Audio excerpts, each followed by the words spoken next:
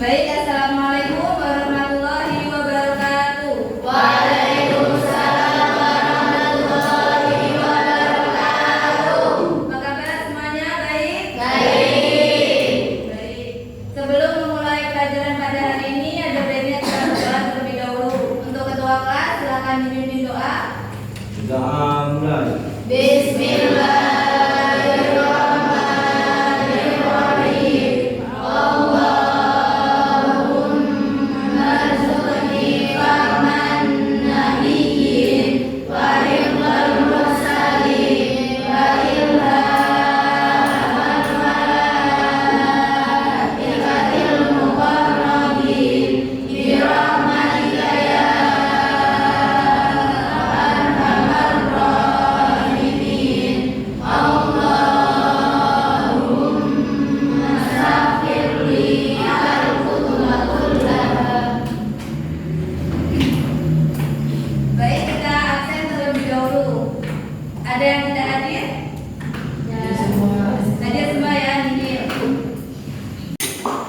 Baik, kita masuk ke materi sengketa batas wilayah. Sebelumnya kita sudah membahas tentang NKRI dan kedaulatan wilayah. Buka halaman 45.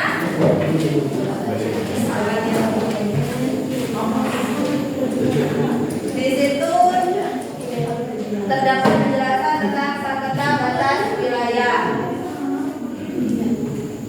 Ibu mau satu siswa menjelaskan tentang sengketa batas wilayah. Nurul, silakan. Apa yang dimaksud dengan sengketa batas wilayah? Sengketa batas wilayah merupakan suatu ancaman bagi keamanan dan perdamaian, bukan hanya secara nasional tetapi juga meliputi keamanan dan perdamaian internasional. Alasannya, sengketa ini menyangkut kedaulatan sebuah negara yang nantinya akan berdampak pada keamanan nasional dan internasional. Negara di dunia pasti saling bekerja sama satu dengan lainnya. Tidak ada negara yang mampu hidup sendiri. Mereka saling berhubungan dari segi wilayah dan hubungan diplomatik. Kondisi geografis yang berbatasan langsung dengan negara lain membuat konflik kerap terjadi. Sengketa tapal batas atas wilayah berbatasan dengan potensi sumber daya alam yang besar menjadi salah satu masalah yang masih terjadi hingga saat ini. Sudah? Baik, itulah tadi sengketa batas wilayah yang dijelaskan oleh Nurul. Sengketa batas wilayah yang merupakan konflik yang muncul antara dua atau lebih pihak terkait dengan batas-batas geografis dari wilayah masing-masing. Sengketa batas wilayah semacam itu bisa terjadi antara negara-negara, provinsi, kabupaten, ataupun bahkan desa. Biasanya sengketa semacam ini muncul karena terdapat perbedaan interpretasi terhadap perjanjian yang mengatur batas wilayah, klaim historis ataupun masalah etnis. Nah, kita masuk ke sengketa batas wilayah antara Indonesia dan Malaysia. Sengketa batas wilayah Indonesia dan Malaysia. Ibu mau satu orang menjelaskan tentang sengketa batas wilayah Indonesia dan Malaysia. Silakan jelaskan sengketa batas wilayah antara Indonesia dan Malaysia. Indonesia dan Malaysia merupakan negara serumpun dengan wilayah berdekatan sehingga sering disebut negara tetangga. Indonesia dan Malaysia terletak dalam kawasan Asia Tenggara. Baik, kita sudah membahas tentang sengketa batas wilayah dan sengketa batas wilayah Indonesia dan Malaysia. Sekarang kita akan membentuk kelompok untuk berdiskusi. Kelompok tersebut dibagi menjadi 4, kelompok 1, 2, 3, dan 4. Untuk pembentukan kelompok, kita mulai dari sekarang.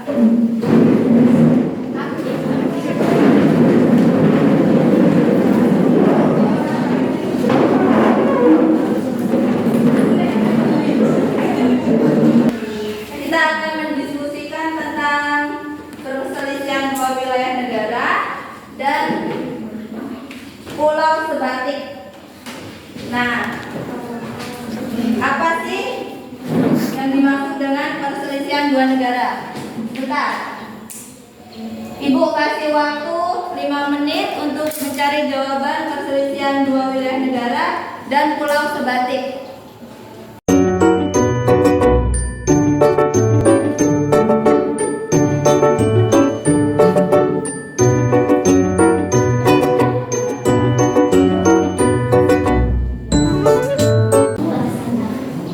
Baik, untuk yang bisa menjawab tentang perselisihan dua wilayah negara, kelompok siapa? Baik, kelompok 3 silakan dijawab. Perselisihan antara dua negara bisa tumbuh dari berbagai sumber, termasuk dalam wilayah, sumber daya alam, masalah politik, ideologi yang berbeda atau perbedaan, budaya dan agama. Perselisihan semacam ini bisa mempengaruhi hubungan diplomatik, perdagangan, keamanan regional, dan stabilitas global. Penyelesaian perselisihan seringkali melibatkan diplomasi, negosiasi, arbitrase internasional, atau bahkan intervensi dari pihak ketiga. Peran lembaga internasional seperti PBB atau pengadilan internasional juga dapat menjadi penting dalam menyelesaikan perselisihan yang rumit antara dua negara. Baik, itu tadi tentang perselisihan dua negara. Ibu tambahin sedikit tentang perselisihan dua negara, dua wilayah negara. Perselisihan tersebut bisa berasal dari berbagai sumber, seperti klaim wilayah, sumber daya alam, perdagangan, perbedaan ideologi, atau kepentingan politik. Perselisihan semacam ini mempengaruhi hubungan diplomatik, perdagangan, keamanan regional, dan stabilitas global. Penyelesaiannya sering melibatkan diplomasi, negosiasi, ataupun intervensi dan pihak ketiga. Kita sudah membahas materi tersebut. Selanjutnya kita membahas tentang pulau sebatik. Untuk kelompok siapa yang bisa menjawab pertanyaan pulau sebatik? Baik, untuk kelompok 1 silakan. Pulau Sebatik adalah sebuah pulau di sebelah timur Laut Kalimantan. Pulau ini secara administratif yang merupakan bagian dari Provinsi Kalimantan Utara, Indonesia. Pulau Sebatik merupakan pulau terdepan dan pulau terluar di Indonesia. Pulau Sebatik terletak di Kabupaten Nunukan, Kalimantan Utara. Secara administratif, Pulau Sebatik dimiliki oleh dua negara, yaitu di sebelah selatan milik Indonesia dan di sebelah utara dikuasai oleh Malaysia yang dipisahkan oleh sebuah garis lurus.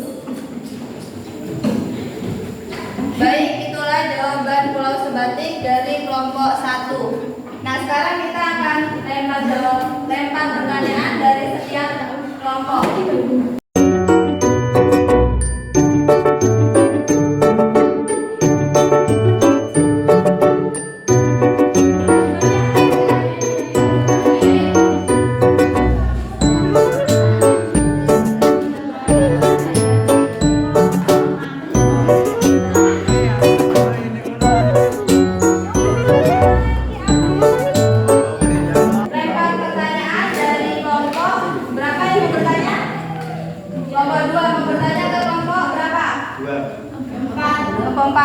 Baik, apa pertanyaannya? Ada berapa konflik yang dihadapi Indonesia dalam menegakkan wilayah kedaulatannya? Nah, ada berapa konflik? Untuk kelompok 1, silakan dijawab. Jadi ada 3 konflik. Yang pertama, sengketa Pulau Sipadan dan Likitan. Pulau Sipadan dan Likitan terletak di sebelah timur Pulau Sebatik, Kalimantan Timur, tempatnya di Selat Makassar. Masing-masing pulau memiliki luas 10,4 hektar untuk Sipadan dan 7,4 hektar untuk Likitan. Kedua pulau memiliki jarak yang berkisar sekitar 15,5 mil laut. Yang kedua, Pulau Sebatik. Pulau Sebatik. Pulau Sebatik adalah sebuah pulau di sebelah timur laut Kalimantan. Pulau ini secara administratif yang merupakan bagian dari Provinsi Kalimantan Utara di Indonesia. Yang ketiga, Blok Ambalan. Ambalan adalah blok laut seluas 15,235 km persegi yang terletak di Laut Sulawesi atau Selat Makassar di dekat perbatasan darat antara Sabah, Malaysia, dan Kalimantan Timur, Indonesia. Baik, itulah tadi jawaban dari kelompok 1. Apakah bisa dipahami kelompok 2? Yang lain bisa dipahami? Nah, untuk kelompok selanjutnya ada yang ingin bertanya? Baik, untuk diskusi kelompok selanjutnya, kelompok siapa yang ingin bertanya? Saya kelompok 4. Berdiri.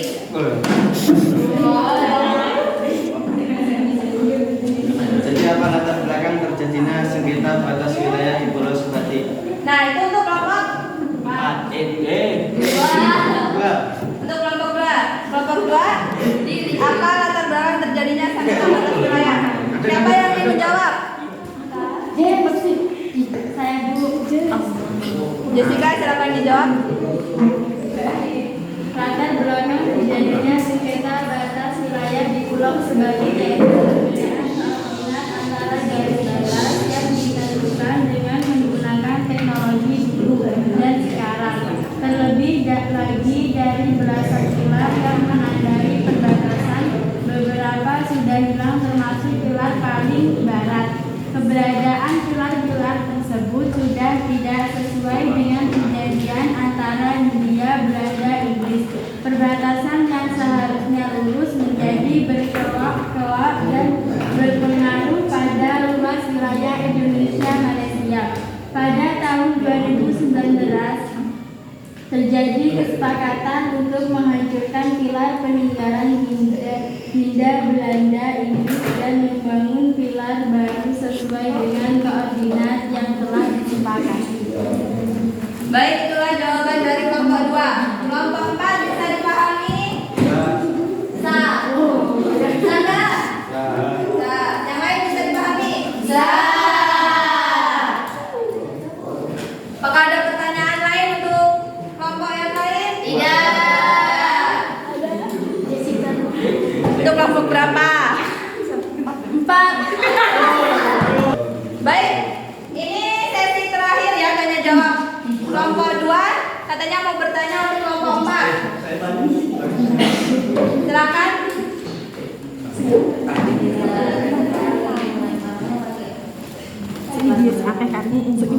Jelaskan beberapa jenis beberapa jenis sebutkan dan jelaskan jenis antar negara sebutkan dan jelaskan Ini jelas 1, 2, 3. jelaskan sebanyak 4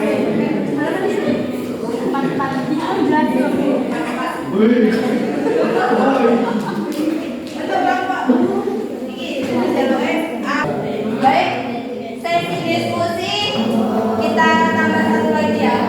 Untuk kelompok siapa yang ingin bertanya? Saya. Kelompok 2. Kelompok 2 untuk kelompok berapa? 4. Untuk kelompok 4 silakan pertanyaannya. Sebutkan dan jelaskan beberapa jenis untuk menghindari perseteruan yang merugikan kedaulatan antar negara.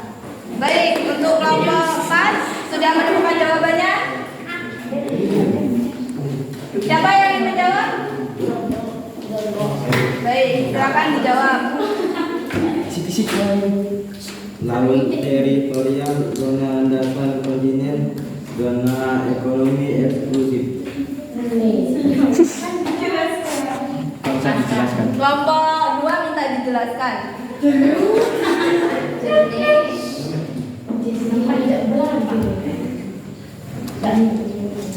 Laut teritorial, lebar laut teritorial tidak lebih dari 12 mil yang diukur dari garis pangkal pantai.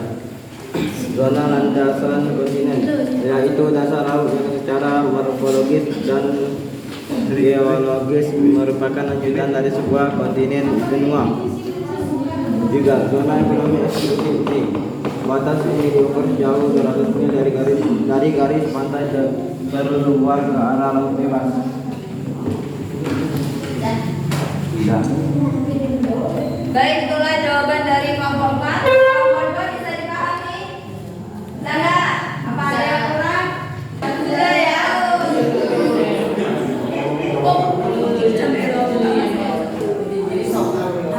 Baik, bisa dipahami semua? Untuk diskusi